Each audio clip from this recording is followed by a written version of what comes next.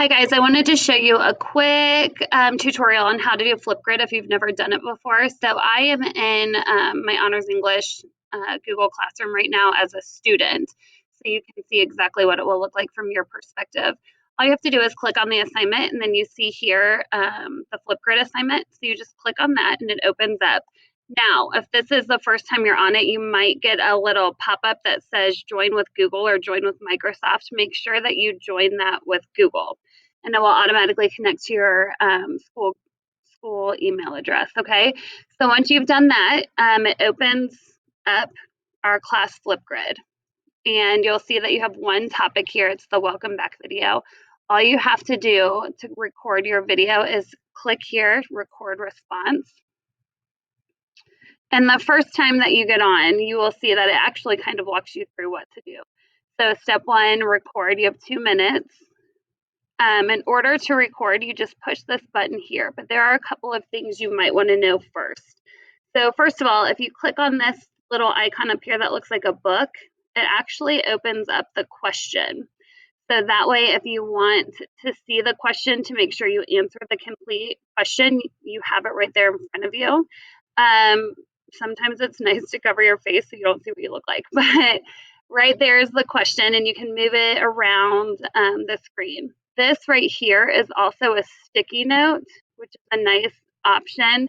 And on this sticky note, you can type your response. So I could say, hi, my name is Mrs. Fry, whatever I want to say here.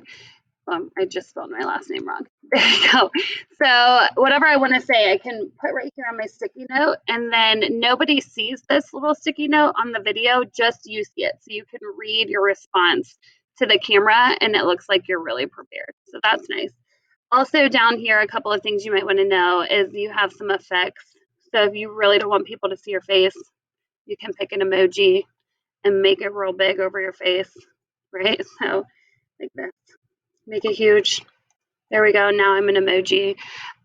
You can change, you can go through this. You could write, you can draw, you can add photos, frames, filters, whatever you want to do to your picture. So those are options for you down there. Okay. And then when I'm ready to record, I just hit this little red record button. Gives you a countdown. I'm recording right now. If I don't like what I'm saying, I can pause it. I can hit redo. Asks you if you want to confirm. Yes, confirm it trashed what you did, and you can start all over. Okay, so take your time and you can practice whatever you want to do. But that's basically how you record. When you're done, you just stop it and you hit next. And it will tell you, you'll be able to hear it, right? So then hit next again, and it's going to ask you to take a selfie. You snap a picture. Notice it says step 3 out of 4. So then you need to put on whatever filters or whatever you want to for that selfie. You can do emojis, anything you want. And then you just take a picture, right? And so what happens there is that picture then becomes,